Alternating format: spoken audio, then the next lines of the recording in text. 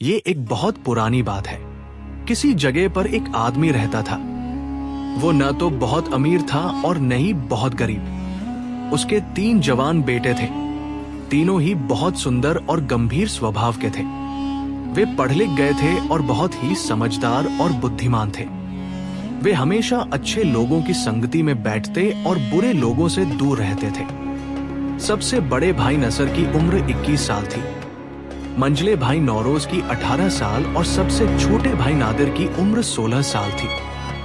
एक दिन उनके पिता ने तीनों को अपने पास बुलाया और बहुत प्यार जताने के बाद कहा, मेरे प्यारे बेटों, मेरे मरने के बाद तुम्हारे पास जो संपत्ति बचेगी वो ज्यादा दिनों तक नहीं चलेगी। मैं तुम्हारे लिए जितना कर सकता था मैंने किया। अब तुम मुझसे और ज्यादा की उम्मीद मत रखना। मैंने तुम्हें 3 गुण दिए हैं।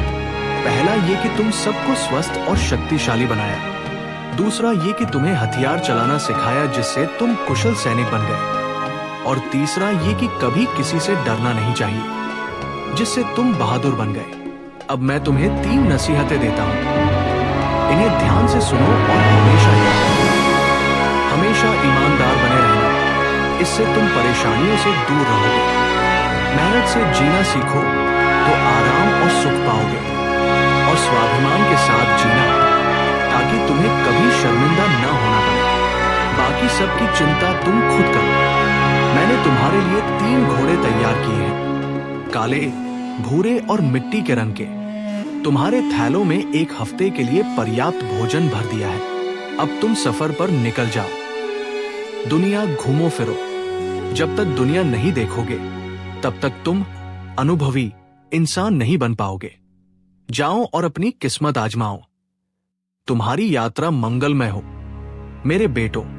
पिता इतना कहकर वहां से चले गए। तीनों भाई सफर की तैयारी करने लगे और अगले दिन सूरज निकलते ही वे अपनी यात्रा पर निकल पड़े। वे दिन भर चलते रहे और अपने घर से बहुत दूर निकल गए। शाम हुई तो वे आराम करने के लिए एक जगह रुके। वे घोड़ों से उतरे, खाना खाया और सोने की तैयारी करने लगे। वो जगह बहुत सुनसान और वीरान थी। तीनों भाइयों ने सोचा कि यहाँ हम तीनों का एक साथ सोना ठीक नहीं होगा। उन्होंने फैसला किया कि वे रात को 3 हिस्सों में बांट लेंगे और एक एक करके पहरा देंगे। उन्होंने ऐसा ही किया। सबसे पहले बड़ा भाई नसर पहरा देने लगा और बाकी दोनों लेटकर सो गए। नसर काफी देर तक तलवार से खेलते हुए अपने भाइयों की रखवाली करता रहा। चांदनी रात थी। चारों तरफ सन्नाटा था और सारा माहौल नींद के आगोश में था। अचानक एक शोर हुआ और नसर तलवार थाम कर सतर्क हो गया। जहां वे तीनों रुके थे वहां पास ही एक जंगल था और उस जंगल की एक गुफा में एक शेर रहता था। इंसान की गंध पाकर शेर गुफा से बाहर निकलकर खुले मैदान में आ गया। नसर ने जब शेर को देखा तो वो न तो डरा और न ही घबराया। उसे पूरा यकीन था कि वो शेर का मुकाबला कर लेगा, लेकिन उसे अपने भाइयों की नींद की चिंता थी। वो एक तरफ दौड़ा और शेर उसके पीछे भागा। थोड़ी दूर जाकर नसर ने पीछे मुड़कर शेर के पंजे पर तलवार से वार किया। जख्मी शेर दहाड़ता हुआ उस पर झपटा। नसर पीछे हट गया और अपनी तलवार से शेर के दूसरे पंजे पर जोरदार हमला किया। शेर ने एक बार फिर अपनी पूरी ताकत बटोरी और उस बहादुर जवान पर टूट पड़ा। लेकिन नसर ने उसे फिर चकमा दे दिया और इस बार उसने पूरी ताकत से शेर के सिर पर तलवार मारी। शेर वहीं गिर पड़ा और तुरंत उसकी मौत हो गई। नसर ने शेर की खाल का एक टुकड़ा काट लिया और उसे अपने कुर्ते के अंदर कमर से बांध लिया। इसके बाद वो अपने भाइयों के पास आकर चुपचाप ऐसे बैठ गया जैसे कुछ हुआ ही न हो। थोड़ी देर बाद नसर के पहरे का समय समाप्त हो गया। वो सोने चला गया और फिर नौरोज पहरा देने लगा। उसका पहरा बिना किसी घटना के बीत गया। उसके बाद तीसरे भाई नादिर की बारी आई। उसकी बारी में भी कोई ऐसी वैसी बात नहीं हुई और पूरी रात इसी तरह गुजर गई। सुबह हुई तो वे तीनों भाई अपने घोड़ों पर सवार होकर आगे चल पड़े। वे पूरा दिन चलते रहे और एक लंबा सफर तय किया। सूरज डूबने तक वे एक बहुत बड़े पहाड़ के सामने पहुंचे। उस पहाड़ की तलहटी में एक विशाल पेड़ उगा हुआ था। जिसके नीचे एक झरना बह रहा था। भाइयों ने उसी झरने के पास रात बिताने का फैसला किया। उस झरने के पास ही एक गुफा थी, जिसके अंदर सांपों का राजा अजदर सुल्तान, अजगरों का राजा रहता था। लेकिन उन तीनों भाइयों को इस बारे में कोई जानकारी नहीं थी। उन्होंने अपने घोड़ों को पानी पिलाया, पेड़ से बांधकर उन्हें साफ किया और उनके आगे चारा डालकर खुद खाना खाने बैठ गए। जब उन्होंने खाना खा लिया तो उन्होंने फैसला किया कि पिछली रात की तरह वे तीनों बारी बारी से पहरा देंगे। पिछली रात की तरह ही दोनों छोटे भाई लेटकर सो गए और बड़ा भाई पहरा देने लगा। उसकी पहरेदारी के दौरान कोई खास बात नहीं हुई। अब दूसरे भाई नौरोज की पहरा देने की बारी थी। चांदनी रात थी और चारों तरफ सन्नाटा छाया हुआ था। लेकिन थोड़ी ही देर बाद उस गुफा के अंदर से वही विशाल अजगर निकला। वो अपना बड़ा सा फन उठाए और फुंकारे मारता हुआ झरने की तरफ बढ़ा। लेकिन नौरोज जरा भी नहीं डरा। इस ख्याल से कि कहीं उसके भाइयों की नींद में खलल न पड़े, वो एक खुले मैदान की तरफ दौड़ा। अजगर ने जब इंसान की गंध पाई तो उसने उसका पीछा किया। थोड़ी दूर जाकर नौरोज रुक गया और अपनी तलवार निकालकर उस नाग की दुम पर वार किया। सांप चोट खाकर जमीन पर लौटने लगा। उस बहादुर ने दूसरा वार उसकी पीठ पर किया और तीसरे वार में सांप वही ढेर हो गया। नौरोज ने उसकी खाल की एक लंबी पट्टी काट ली और उसे अपने कुर्ते के अंदर कमर से बांध लिया। फिर वापस आकर अपनी जगह पर ऐसे बैठ गया जैसे कुछ हुआ ही न हो। थोड़ी देर में उसके पहरे का समय खत्म हो गया और फिर नादिर की बारी आई। उसकी पहरेदारी भी खैरियत से गुजर गई। सुबह होते ही तीनों भाई घोड़ों पर सवार हुए और अगला दिन भी वे दिन भर चलते रहे। वे आगे बढ़ते रहे और सफर जारी रखा। पहाड़ों से गुजरते हुए वे एक टीले तक जा पहुंचे। वहीं रात बिताने का इरादा करके वे रुक गए, क्योंकि आसमान में बादल छाए हुए थे और रात काफी अंधेरी थी। इसलिए उन्होंने आग जला ली और बैठकर खाना खाने लगे। हमेशा की तरह दोनों छोटे भाई लेटकर सो गए और बड़ा भाई पहरा देने लगा। उसके बाद मंझले भाई की बारी आई।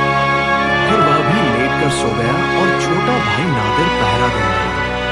पहले छोटा भाई नादिर काफी देर तक बैठकर पहरा देता रहा। चारों तरफ घना अंधेरा था और कुछ भी दिखाई नहीं दे रहा था। इसलिए नादिर आंखें बंद किए और कान खोले बैठा रहा। कभी कभी वो आंखें खोलकर इधर उधर देखता और फिर आंखें बंद कर लेता। एक बार उसने आंख खोलकर देखा कि आग बुझ गई है। उसने सोचा कि आग फिर से जलानी चाहिए। ये सोचकर वो उस टीले पर चढ़ गया और इधर उधर नजरें दौड़ाने लगा कि शायद कहीं जलती हुई आग नजर आ जाए। अचानक उसे दूर कहीं एक दिया टिमटिमाता हुआ दिखाई दिया।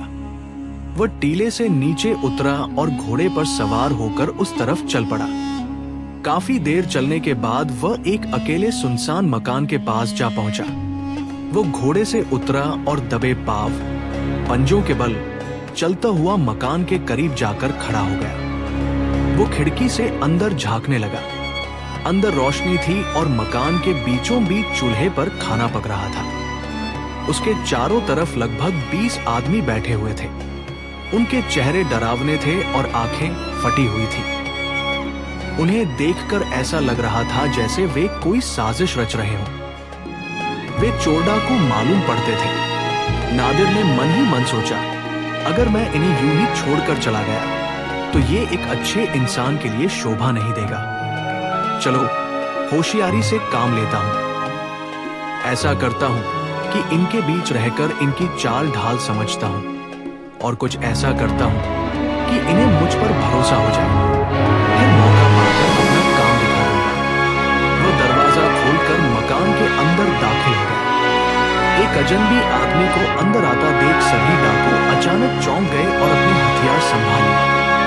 नादिर ने डाकुओं के सरदार को संबोधित करते हुए कहा, हुजूर, मैं आपका एक छोटा सा गुलाम हूं। मैं बहुत दूर एक शहर से आया हूं।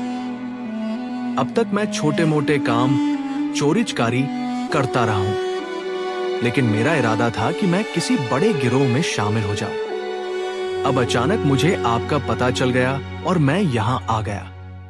अब आप ही का सहारा है, कृपया मुझे अपने साथ शामिल कर लीजिए। हुजूर, मेरी उम्र पर मत जाइए। मुझ में बहुत से हुनर हैं। मुझे सुरंग खोदना, जासूसी करना और इधर उधर की खबरें लाना सब आता है। मैं आपके बहुत काम आऊंगा। नादिर ने ऐसी चाल चली कि डाकुओं के सरदार को उस पर यकीन हो गया। सरदार ने नादिर से कहा, तुमने बहुत अच्छा किया जो यहाँ आ गए। आओ, यहाँ बैठ जाओ। नादिर आगे बढ़ा, झुककर सलाम किया और उनके पास बैठ गया। खाना पककर तैयार हुआ और सबने खाना खाया। उस रात उन लोगों ने बादशाह के महल में डाका डालने की योजना बना रखी थी। खाना खाने के बाद वे सब घोड़ों पर सवार हुए और रवाना हो गए। नादिर भी उनके साथ ही था। थोड़ी ही देर में वे बादशाह के बाग के पास पहुंच गए। वे सलाह करने लगे कि अंदर कैसे घुसा जाए। आखिर में उन्होंने फैसला किया कि सबसे पहले नादिर दीवार फांदकर अंदर जाएगा और ये पता लगाएगा कि पहरेदार सो रहे हैं या जाग रहे हैं। अगर वे सो रहे होंगे तो फिर एक एक करके सारे डाकू बाग में उतरेंगे और एक साथ महल में घुस जाएंगे। डाकुओं की मदद से नादिर ने दीवार फांदी और फिर बाग में इधर-उधर घूमकर देखा तो उसे पता चला कि सभी पहरेदार गहरी नींद में सो रहे हैं। बाग के बीचों बीच दो बड़े पहियों वाली एक घोड़ा गाड़ी खड़ी थी। नादिर उसे खींचता हुआ लाया और दीवार के पास खड़ा कर दिया। फिर उसने डाकुओं को इशारा किया कि बहुत अच्छा मौका है। इसके बाद एक एक करके सारे डाकू दीवार फांदने लगे। जैसे ही पहले डाकू ने दीवार पर चढ़कर अपना सिर नीचे की तरफ झुकाया, नादिर ने उसकी गर्दन पर तलवार मार दी। उसका सिर कटकर बाग में गिर गया। नादिर ने उसके शव को खींचकर एक तरफ कर दिया। बाकी सभी डाकुओं का भी यही अंजाम हुआ। जेमिनी सेड, फिर नादिर होशियारी के साथ महल की ओर बढ़ा। वह एक बड़े से हॉल, सभागार के सामने पहुंचा। वहां भी 3 बड़े दरवाजे थे और कुछ लड़कियां पहरा दे रही थी, लेकिन वे सब भी आराम से सो रही थी। नादिर एक दरवाजे से अंदर दाखिल हुआ। उसने देखा कि वो बहुत ही सजादजा कमरा था। कीमती पर्दे लटके हुए थे और कमरे के बीच में एक सुंदर से पलंग पर एक बहुत ही खूबसूरत जवान लड़की सो रही थी।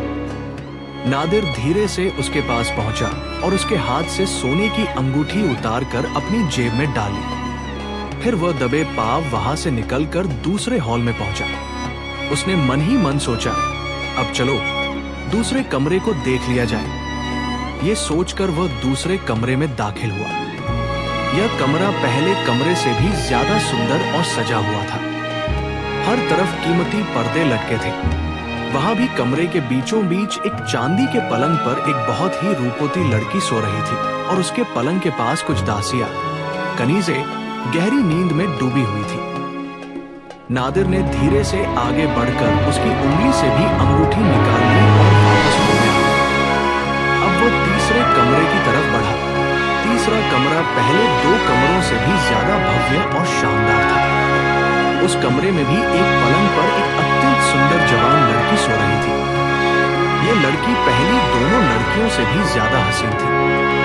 नादिर ने चुपके से उसके बाएं कान की बाली उतार ली। फिर वह वहां से निकलकर बाग में पहुंचा और दीवार फांदकर महल से बाहर आ गया। वो अपने घोड़े पर सवार होकर वापस अपने ठिकाने अड्डे की ओर लौट गया। जब वह वहां पहुंचा तो उसके दोनों भाई अभी भी आराम से सो रहे थे। नादिर वहीं बैठ गया और अपनी तलवार से खेलने लगा। सुबह हुई तो तीनों भाई नाश्ता करने बैठे। उसके बाद वे फिर अपने घोड़ों पर सवार होकर आगे के सफर पर निकल पड़े। थोड़ी दूर चलने के बाद वे एक शहर पहुंचे। वहां वे एक सराय में ठहरे।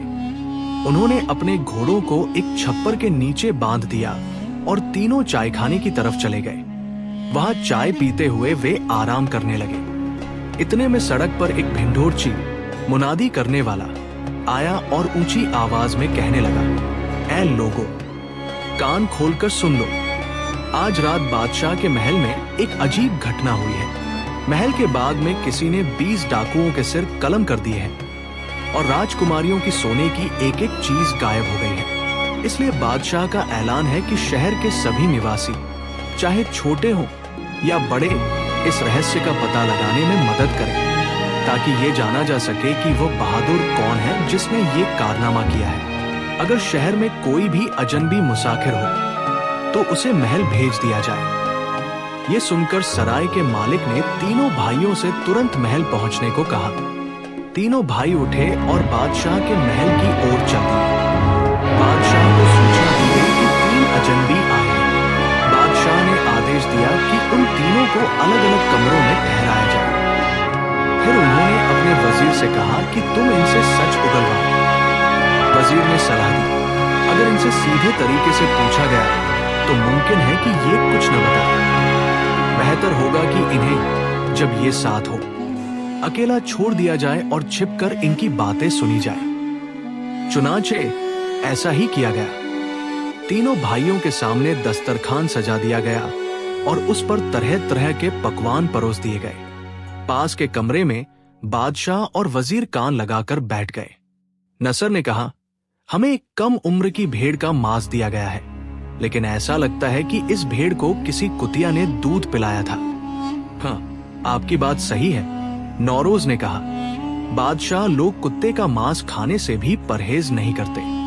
मुझे तो इस बात पर हैरानी हो रही है कि अंगूर के इस मुरब्बे से इंसान की गंध, बू क्यों आ रही है। नादिर ने भी मुरब्बा चखा और कहा, हाँ सच है, बादशाह सब खूंखार होते हैं।